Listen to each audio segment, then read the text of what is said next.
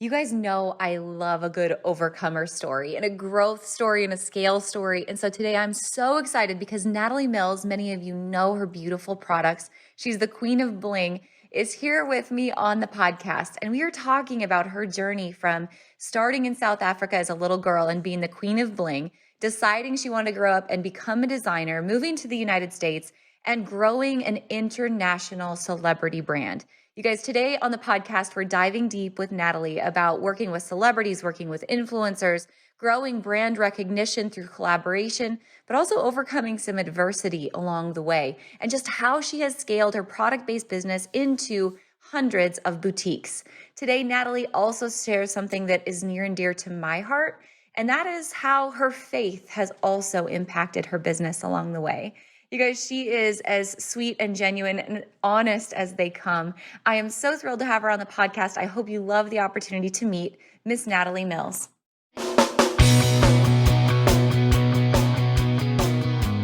Let's talk about your business, strategy, and the juicy details of what actually works, from mainstream fashion to fashion on Main Street and the entire ecosystem behind it. How do we scale your company and do it with the balance and the happiness that we all seek?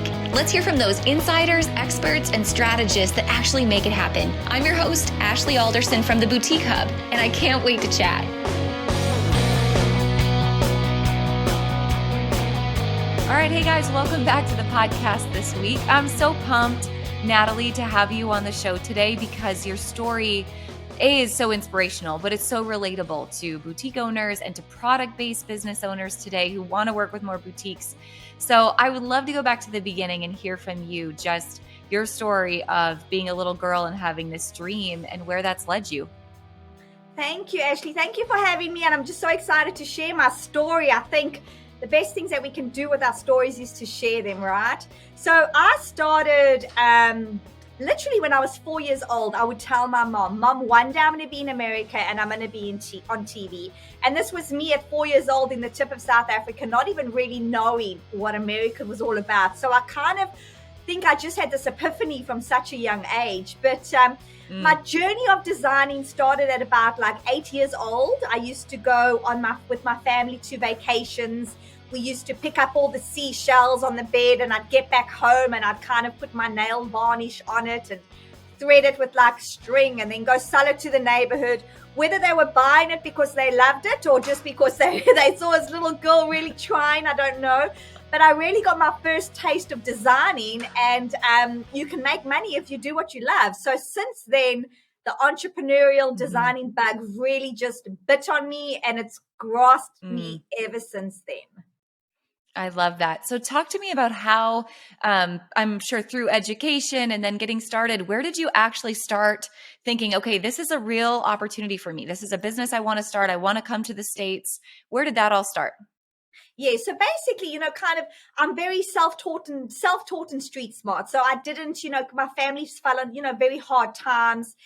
So when I left school wanting to go into tertiary education, we just didn't have the money to send me to tertiary education. So it was kind of at that moment, you've got to say, well, you got to decide what you want to do with your life. And because you don't have that supporting structure that you need, it's going to be completely up to you. So I was always really known as the Bling Queen. So every time I would go out to parties, there arrives Natalie with the belt and it's got the blings and the big earrings. But again, working straight out of school, trying to get secretarial jobs and really figuring my way out. I didn't have that disposable income to buy the really expensive, gorgeous pieces of jewelry. So I'd go to the markets, get the cheap jewelry, but it would just really fall apart and break. And I thought, I'm not the only one that wants to have something quality that can last a while and that's affordable. And that's when I really started seeing there is this gap because it was really much market jewelry and then really expensive. There was nothing to cater the middle. So that's when my journey started about 10 years ago in South Africa, where I launched my brand, very much called Fashionable Affordable Quality, We quickly became one of the fastest growing brands across Africa, really servicing the Amazing. huge department stores across Africa. And then in 2015, I started really getting global attention on the brand, a lot of appeal. And that's when I thought, if I want to make it work in the States, I've got to move here. So I moved my global headquarters to the United States in 2016. Yeah, and that's kind of what led me here to where we are today 5 years ago. Well, nearly 6 years ago, I've been here. Tell me about that scalable sense from the start. I mean, it's one thing to scale across Africa, then to scale internationally. What would you say for someone who's listening who has a product and they're like, I just need to build this brand. I just need people to have the attention and know who I am and what this product is. What are some of those things you did from the start that you feel like really gained the most traction? I think it's really dig deep. Honestly, as much as we might say that this is cliche, it's so much of what is inside of you. We all got this burning desire, right? I've got this burning desire. I want to scale my brand and I want to be big and I want to do that. We all want to do that. But do you have what it takes, and are you prepared to take the hard knocks that is going to get you there? And a lot of the times I say to people when they say, oh, this is going to be easy, the first thing I say is, well, stop right now, because if you think this is going to be easy, you've already failed. So I think brace yourself for a really, really beautiful, magnificent, but tough and challenging ride. And then secondly, you have got to equip yourself and be so resourceful to see what are the tools out there that can help me scale my brand. What are other brands doing to scale? What methods are they using? And that's really, I think, what helped me to really scale the brand, is just being so open and so resourceful in what is it going to take now in a brand new country. So, coming from South Africa, we didn't even have online shopping. So I arrived here 5 years ago and this Amazon company dropped stuff in your front door. And I was like, no, what if they steal it? But it's having that mindset of having to adjust so quickly with what is going on, because the pace and the change of the market is just like unreal. So it's really having that forefront of, it's going to be dig deep, but if you got it inside of you, that's what's going to pull you through, because you're going to work that much harder to get to that level that you want to be. I love that. There's a lot there that I want to unpack, but I'm going to come back to that in just a couple of minutes. But I love that. Were there things when you first came to the States that you were like, okay, when I come, it's these relationships I need to make. It's these collaborations. It's like, this is where I went once I knew I needed to dig deep. Where did you start to really place your brand that you felt like could get you the most traction? Well, I think definitely it was looking what made us so successful in South Africa. I had to kind of copy and paste that formula. And when you get to that level, it's the credibility of the brand. I think that is where is going to be the strong foundation. And that is, having a look at the influencers, which press can we tie up with? What celebrity dressing can we try and fit in with? Because once you've got that credibility, it's really good to scale.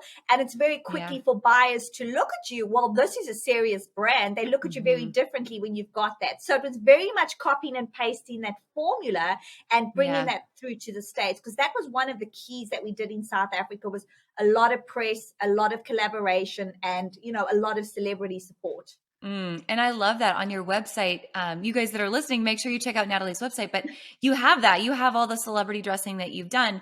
I'm not asking you to give away like all of your secrets, because I know what it's like to try to figure that formula out. It's very tricky, but I would love to know high level, like how do people start in that? Like if I'm new to this and I'm like, you know what, that's a great idea. I want to start, but I don't want to get burnt in the process. I could lose a lot of money in the process. What's your strategy?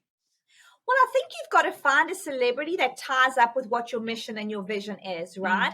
And secondly, it's so critical to look at your product, but look at your product objectively. So, I had somebody reach out to me, because I get a lot of people asking for advice, and they were selling cupcakes.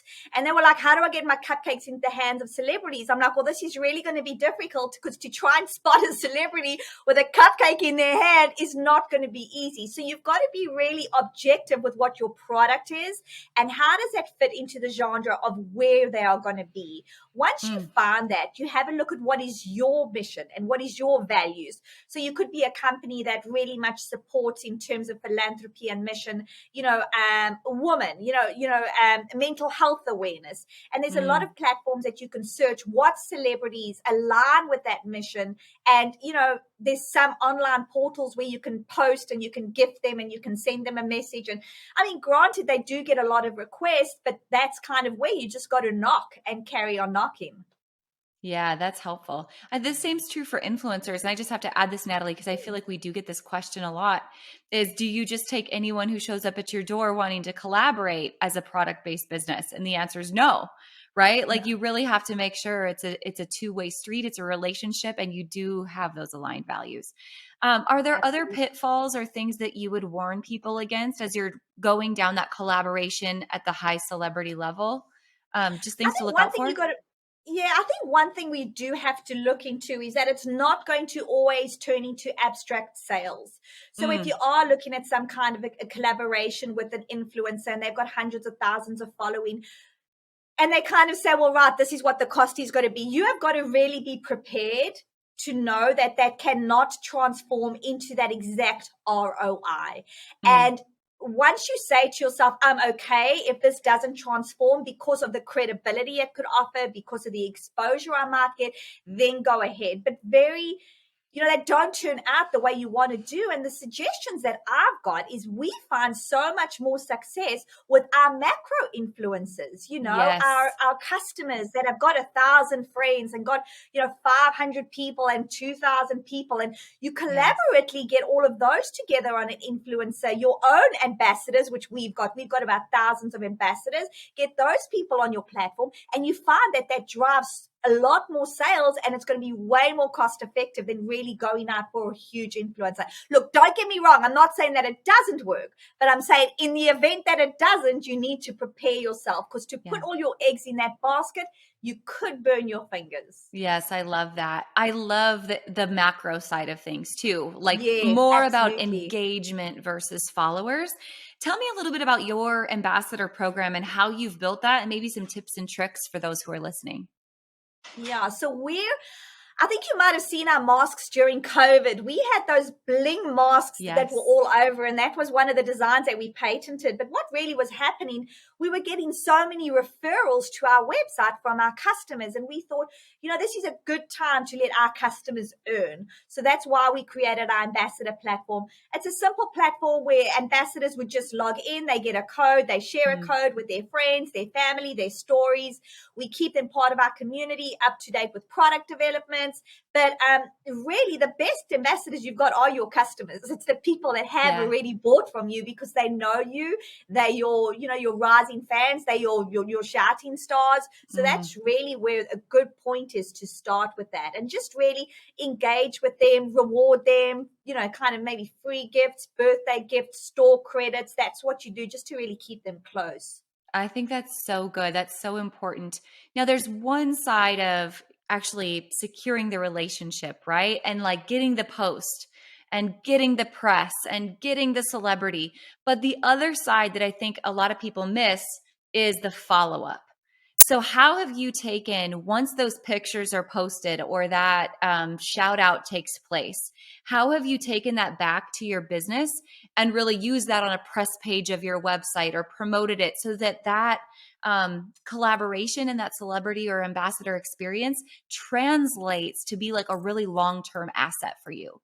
Are there Well, tips look, and I mean, tricks? it depends. It depends. We haven't really gone too deep into a complete collaboration. You know what I mean? So we get a Mm, celebrity spotting and a celebrity dressing. So it's just like, this celebrity was wearing this, this person on the red carpet and, knowing what our products are, we got eyes on the ground to spot exactly. Like we had Kerry Washington wear our clutch bag at the Met, which was absolutely insane. And then what we really do is we try and figure out if there's any press that's going to be around Kerry Washington in any of the press.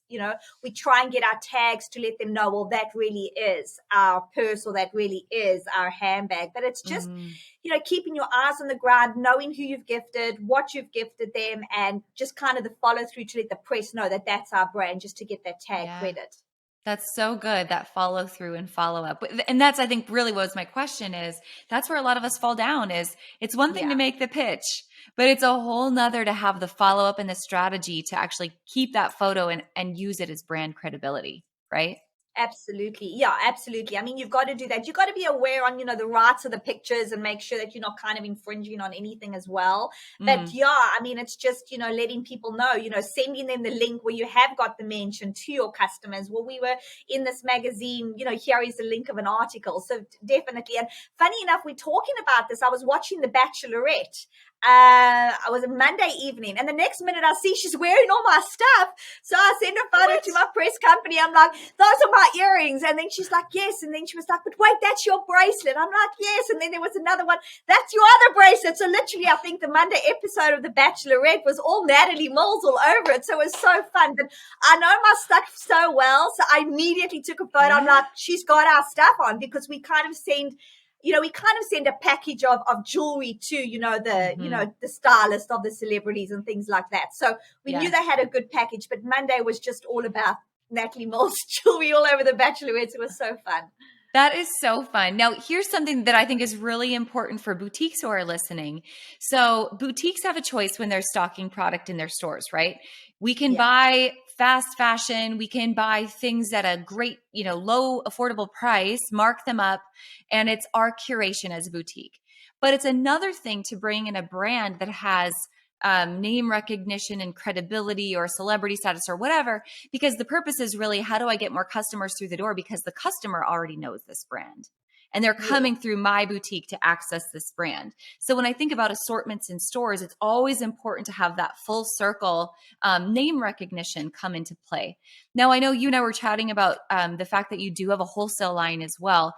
How have you leveraged, again, that name recognition of your brand to build wholesale relationships with boutiques that have in turn helped the boutique owner also be successful at the end of the day?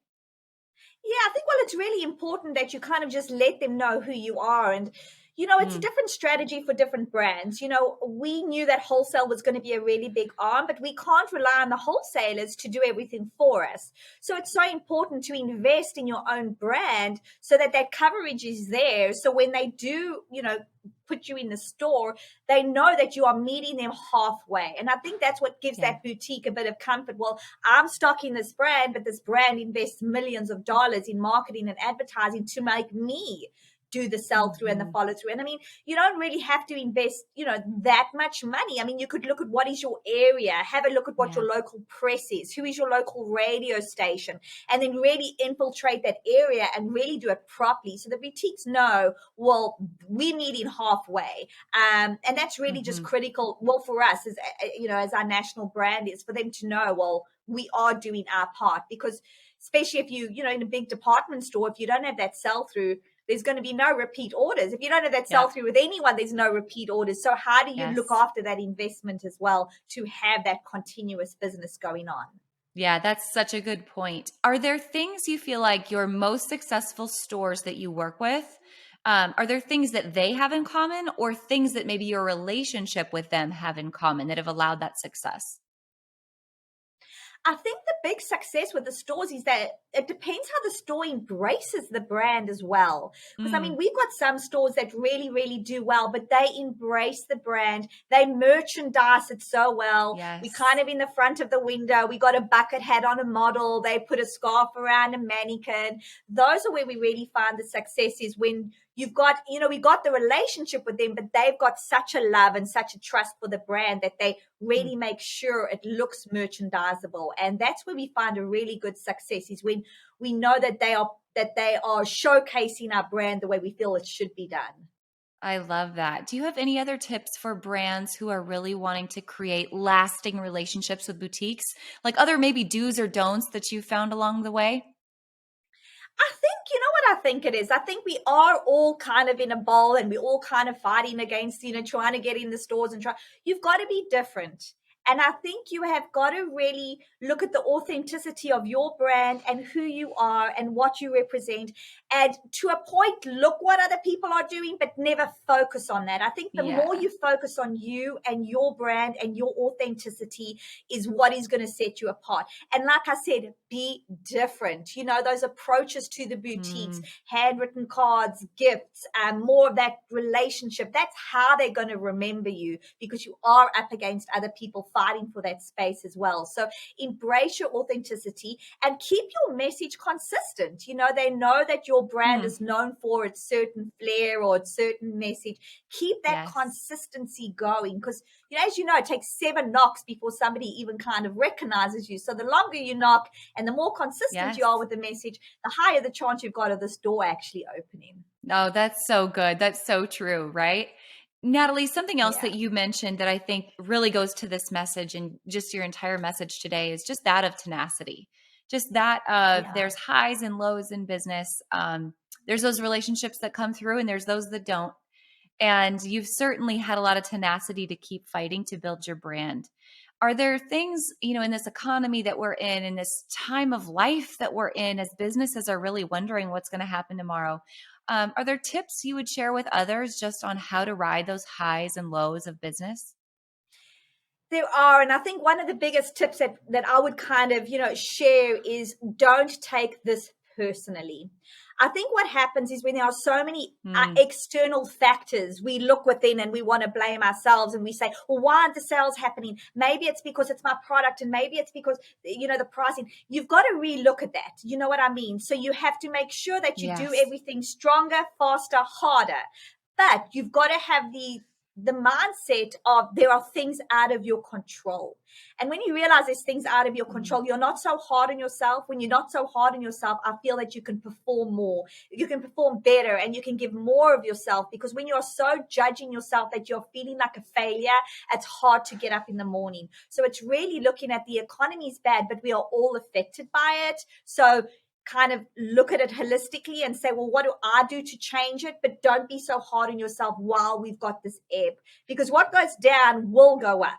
And it's yes. kind of prepare yourself during the down, so when the up comes, you're ready to go.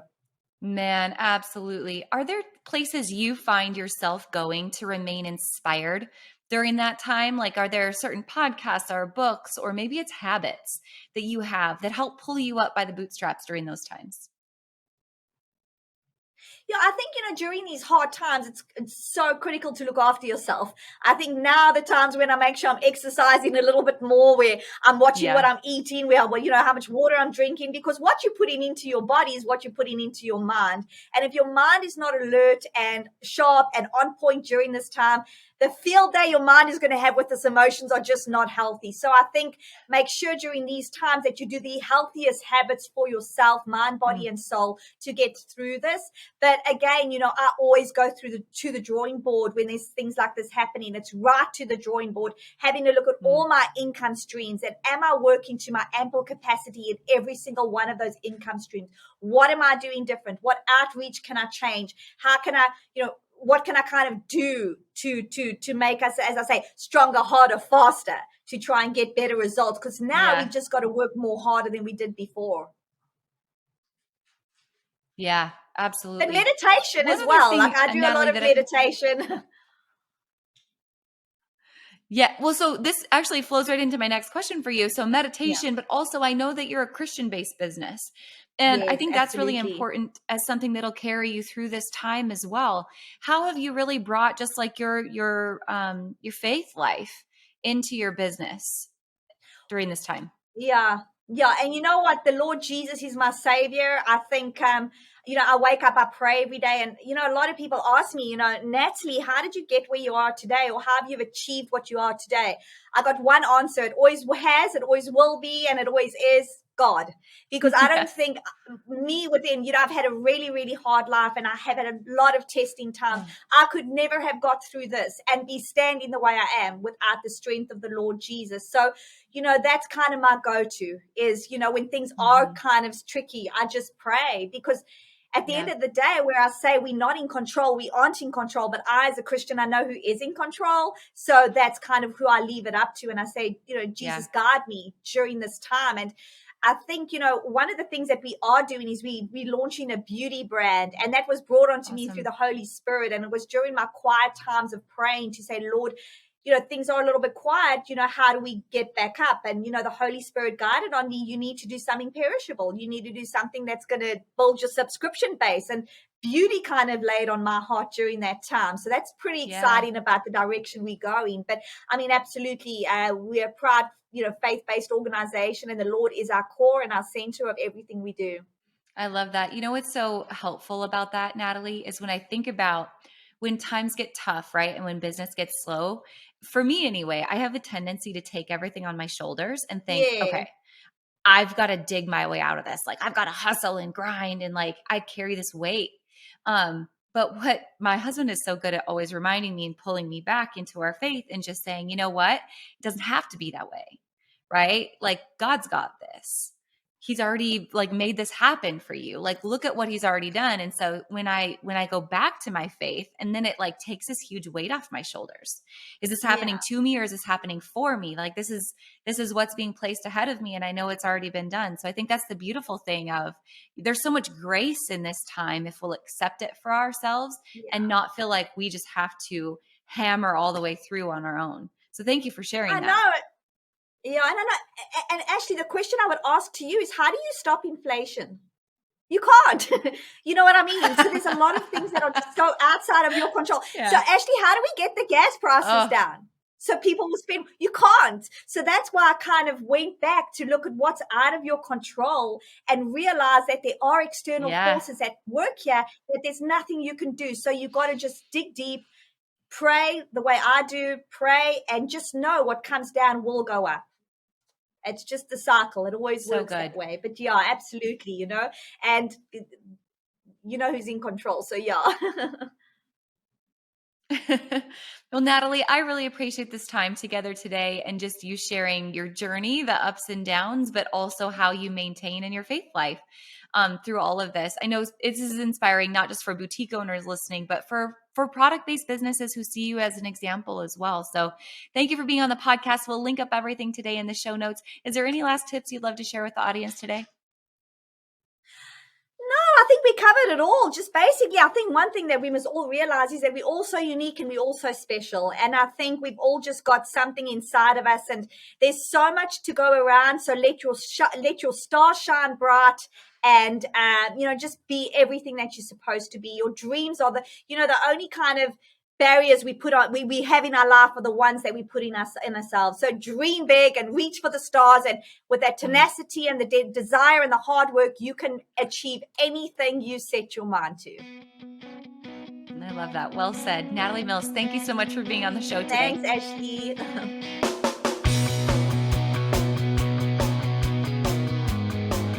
Hey guys, thank you so much for listening to this episode. We hope that you loved it. Don't forget to hit subscribe and leave a rating and review down below for a chance to be one of our featured listeners each and every week. For more information on our spirit of community over competition and how to access complete show notes and bonus downloads from our guests, head on over to theboutiquehub.com and join the community. We'll see you next week.